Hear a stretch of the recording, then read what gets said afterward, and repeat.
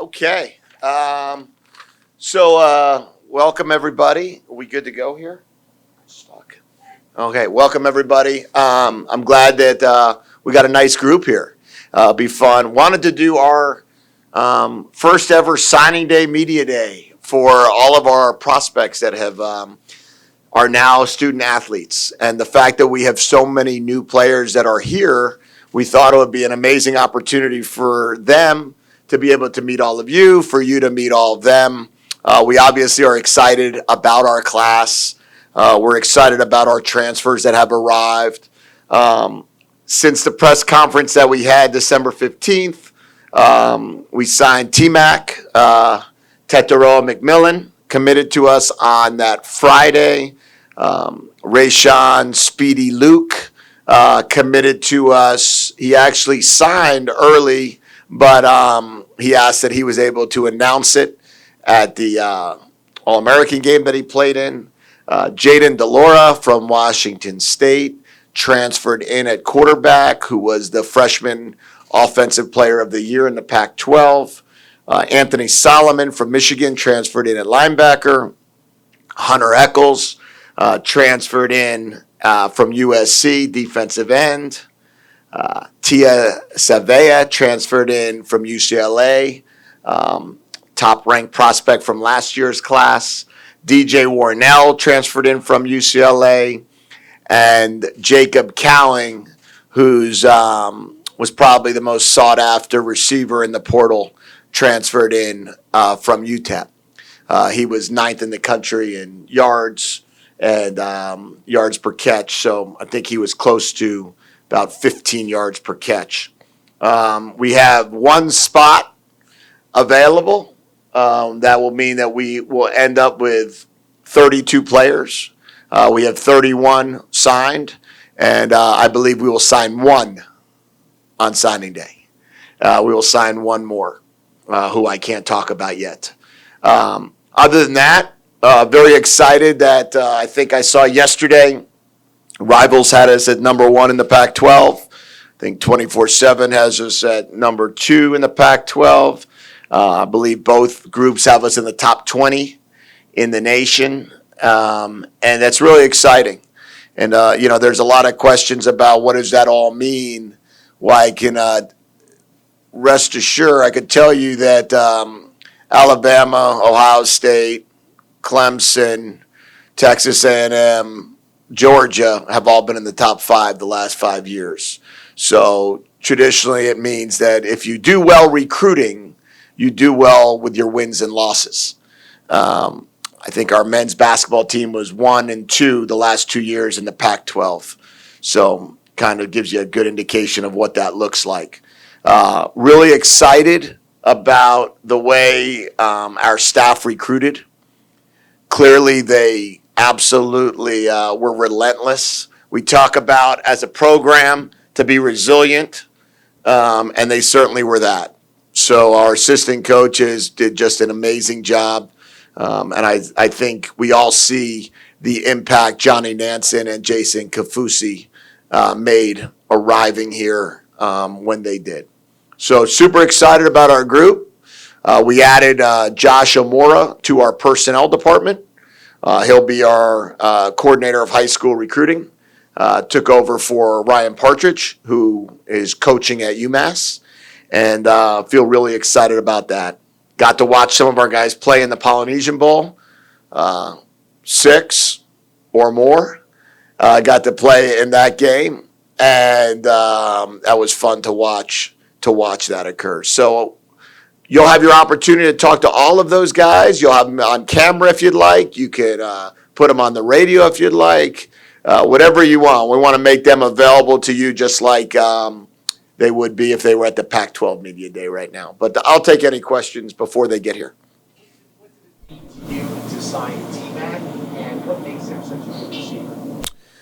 Well, for our program, it meant that we were able to get the Gatorade Player of the Year in the state of California. And for our program, we were able to get the guy that won the Polynesian Player of the Year and probably one of the top 5 wide receivers in the nation. So it meant a lot for us I think it should mean a lot to Tucson. I hope that Tucson comes out to watch him. Watch him play. Watch him score touchdowns. He's 6'4". He could jump out of the gym. He has incredible hands. And for our football team, I hope that should correlate to touchdowns. That would be the ultimate goal. He's a big play receiver. He's a guy that makes plays down the field and makes plays within the 15-yard line and in. And he was an outstanding DB as well. So we're not going to be shy there either. He had, I think, 8 interceptions, and as we all know, we had 3.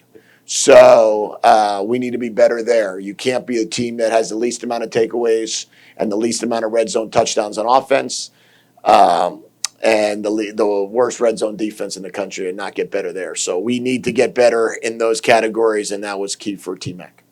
What was the thinking behind Jedd and Delora, and what does he bring to the roster? Well, I mean, the thing with Jaden is, like I like to say, I saw him live in black and white because it was a little cloudy that game. But when you get to see him right in front of you, you see a guy threw 4 touchdown passes in a game against us. He threw 23 touchdown passes this season. He was the player of the year as a freshman. He started 17 games, all 17 games that he was at college, he started. So he came last year. They had the COVID year. They had 5 games. He started every one of them. Came from a program that had Tua, came from a program that had Mariota, came from a program that had Timmy Chang. I mean, it's a quarterback-driven high school. Goes on to Washington State, starts every game, starts every game. Before he got hurt against USC, I think they were winning 14-0. They had the best win against Washington in the Apple Cup they've ever had. He threw 7 incompletions in the game. I think he was 29 for 36 in the game. And when you evaluate a guy that plays that type of football, you know that if he wants to come here, we opened with open arms. We accepted him. What were the conversations like with the other quarterbacks while you were recruiting Delora? I told the other quarterbacks that if Jaden wants to come, he's going to join the quarterback room. And they all understood and were appreciative of our honesty. We've never not told our quarterbacks the truth. We've never not told a player on our team the truth. And just like we brought in another 3 technique, another end, another linebacker, another receiver, the same thing. We're going to bring in another quarterback, and if he's the best one, he'll play. And they were part of the recruitment. They were part of helping him out. And they understand that the best thing for Arizona football is to get better at every single position. Cream rises to the top. And I think competition makes everyone better. So they knew that was the case. We never said we weren't going to do that. And when an opportunity arose like a Jedd Delora, we were all very excited about him joining our team. How do you envision the competition in spring ball and how it can carry over into preseason training camp? Well, we'll start. We have, I think it's 8 hours a week, starts February 1st or February 7th. We'll be starting to get with these guys and start spending a couple hours with football and see how quickly they process it. Noah and Jaden, the other guys know the system. We've got to see where Jordan is health-wise. We got to see where Gunner is health-wise. Right now, if we were going out playing, the only 3 available quarterbacks would be Will, Noah, and Jaden.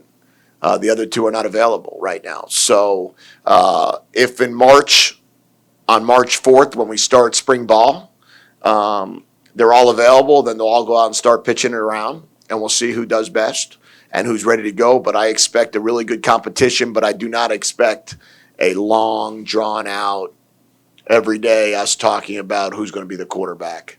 We saw how that worked. Does this go even beyond your expectations? Well, you know, we have a sign in our building that says no one rises to low expectations, so we tried to make them as high as we possibly could. And we're really excited about the way it kind of domino effect, Greg. It was one of those, like, I came, then this guy came, then this guy came, and it's like they just kept coming. And you started getting guys toward the end that, you know, you're bringing in guys that were committed to top programs, that had offers from every program in the country, and guys like Kevin Green and Ephesians Pricesock the last weekend all of a sudden decide to come in. And then, I would certainly say the way the transfer portal started snowballing, that was very exciting. That one we couldn't predict. This one we kind of worked for a year to try to get this signing class, but then that portal really came from the work that was done. People wanted to be a part of the program, which is pretty exciting. It's pretty exciting right now.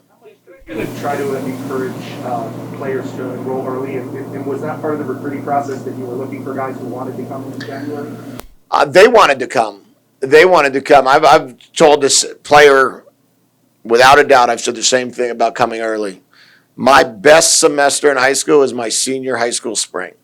If you choose to miss that, that's on you. You don't have to miss it. There's no rule against it. However, I wasn't coming to try to play right away either. So if you're trying to go play college football and you're trying to get involved in learning the system, then it might be worthy to learn. You'll never be penalized for not coming early. But I think what happens is just kind of like the momentum of people committing. It's the momentum of, well, if he's coming, then I'm going to come. If he's going to come and I'm going to come, then I'll come. And then all of a sudden, if you were capable of coming, meaning you were able to plan ahead accordingly, then they all started showing up. And it will enable us to have, I believe the number's 96 players for spring football, or 92 to 96 players, which will really make spring ball fun.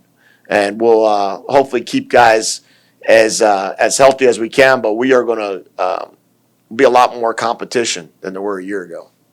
How important is it for Noah to be one of those players that's coming in early and learning the system? Really important. Noah's really good. And the more Noah learns, the faster Noah can play. And Noah's going to come out there and he's going to learn and he's going to make Will better and Will's going to make Noah better and they're both going to make Jaden better. And then as soon as the other guys can come back from their injuries, I think they're going to push it. But for Noah to come in as a high school senior, graduate early, he was ready. He was, he wanted to just keep playing ball. They lost in that state final game to Mater Dei after they beat Bosco, and he wanted to get back out there. And he and Kean and T Mac are here. Jacob couldn't get here until June. You have a guy. You have guys like Jedd, like you mentioned, who don't produce at this level. But we have a guy like Hunter and Somers that maybe didn't produce as much. What goes into that evaluation process? Yeah, well, I think a guy like a Hunter Eccles. You look at overall, what can he do and how can he help us and what position can he play to that we are a position of need, right? So he was an extremely highly recruited kid coming out of high school. He was committed to us at UCLA when I was at UCLA, then ended up decommitting, going to USC, and then he goes in there and whatever happens, has some good games, has some not as good, some production. And you're talking about a guy that can sack the quarterback. He's fast. He's got great personality. He had a ton of programs wanted him. And Coach Nansen knew him. He was the one that recruited him. So that relationship right there went into us bringing him in. Jedd, how does the transfer portal affect high school recruiting? And when you have to decide I only have a certain amount of slots, do I look for a portal guy? Look for a true high school player? Yeah, well, where we are as a program, I felt it was important to bring in 25 high school kids and then go get 7 portal guys. We need to build this program from where it was to where we want to take it, which there is no ending to that. So to do that, we needed to get an amazing group of high school kids that will continue to build, knowing that there'll always be guys that fall off throughout the way, and then continue to supplement that with the portal. And then with the portal guys, you can't just take a bunch of grad transfers. So a guy like DeLauro's got 3 years left.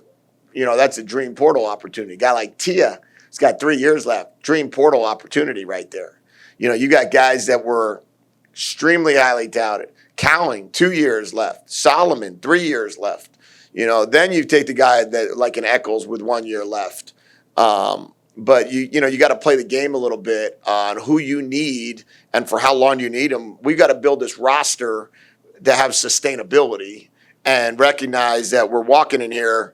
I mean, there's a lot of excitement about our recruiting class, but remember they were all playing high school football last year. So we now got to go out there and play Oregon and SC and programs like that. And So we're going to have to get them to learn fast and recognize that maybe, it's going to take a year or two.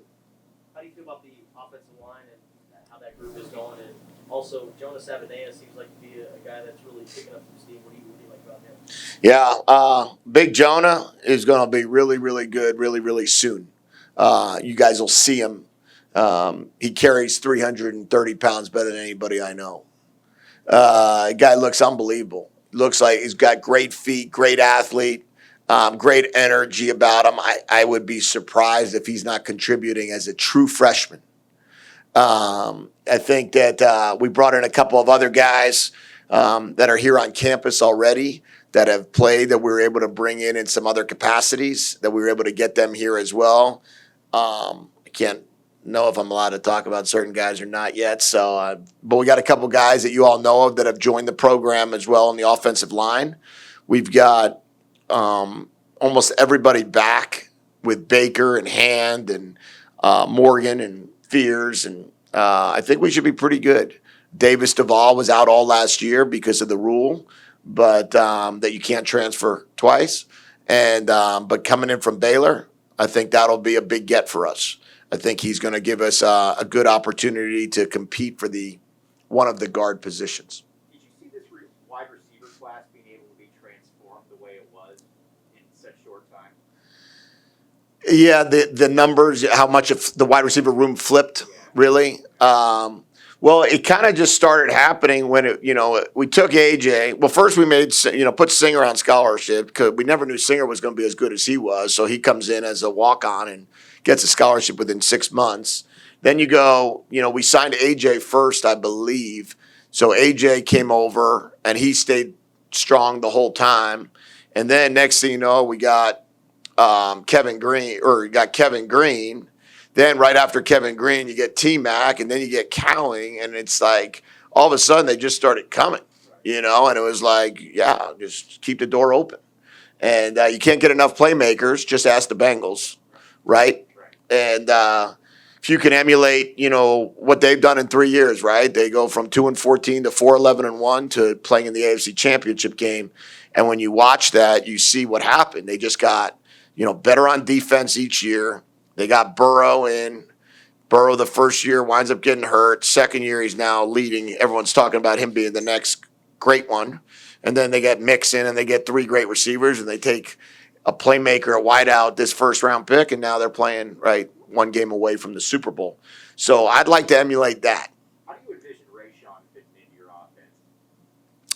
I think he's got some Tyreek Hill in him. But I also think that he's a runner by trade rather than a wide receiver by trade. So I would imagine we'll probably use him more in the backfield than in the slot. But I see that there's some capability that he has as a returner. And we might be able to move him around a little bit. But out of the backfield, he shoots out of a cannon. A couple more questions. Feedback that you get from amongst your friends in pro football, college football, and particularly high school football coaches with this class? I think people are excited for us, for our program, for what we're trying to do. It was a very, college football became unique 2 years ago with the early signing period. So I got hired and we signed the class before I arrived. So this is the first class that we as a coaching staff were able to sign. So the energy behind it from friends from everywhere, it's shocking and it's flattering how many people are doing all of their own stuff and still keeping track of what we're doing. And we get some great messages from coaches that are coaching on this Sunday, and proud of what we've accomplished, excited for where we're headed, excited to really feel like they're also a part of Arizona football. So that's been really cool, very appreciative of that. And now we just got to go coach them. Coach, when a guy like Speedy Luke commits to the All-American game, you have so much in volleyball. What impact does that have for future classes, having those big stages where they're talking about Arizona abroad? Yeah, Speedy had the commitment sandwich. See that? Touchdown, commitment, touchdown. Very rare commitment sandwich there. But, when people see it, then they want to be a part of it. When 6 guys played in the Poly Bowl or more, and, you wind up having those chances and you see, Noah throwing the ball, T-Mac catching the shoestring catch, which was unbelievable catch he made. You see Big Jonah out there leading the haka all over Twitter. You see the energy. You see Jacob Manu getting an interception from Noah, which was, I didn't know if I was excited or not excited when I saw that. But, you know, those plays happen in the game, and you're like, people are talking about Arizona. It was, the Polynesian Bowl was like an infomercial. You know, when each guy was able to make another play for Arizona, it was pretty cool to see. And I just hope we keep building off of this. And if the next year's class is better than this year's class, then we've succeeded. We're not going to rest on our laurels on one class. So for us, the better we do this year with recruiting, the better we could do next year with recruiting, the better we can do the next year. And it's our hope as a coaching staff that in 2023, 2024, we're in the top 10 in the nation in recruiting. And that means we're going to have some really good players here. So we just are getting started with our staff and the way we're attacking recruiting right now. One more question. What positions on defense do you still need to fix? Well, we brought in some really good players that can plug some holes into where we are on defense. We have a lot of young guys that can take care of all the position groups. I love our secondary. Jackson Turner and CY are going to be two of the best safeties in the conference. And to pair them together, I think that's a really special thing. Really excited about them. I think our corners demonstrated last year that they're a real good group of corners. Our linebackers are going to be new and young, and obviously with Pandy graduating and the change there. Jerry's coming back from injury. We'll see what that looks like. Keon Barrs being back is going to be tremendous for us, and then we're going to surround him with some really good players. Jalen Harris being back, tremendous for us, and I think we'll see a lot of Jason Harris coming up too. So just excited about the team in general. We'll talk more about that in a month or so. But our guys are working their tails off, and excited to watch Majon Wright and Dorian Singer and T Mac and AJ and Kevin and those guys all get on the field at the same time, and Jacob Cowie, and see what that looks like. So I appreciate you guys, and go spend some time with them. They're a lot more exciting. Thank you. You got it. Enjoy. What's going on, big dog? How you doing? All right. You playing any How's the golf? golf game? Getting a little better.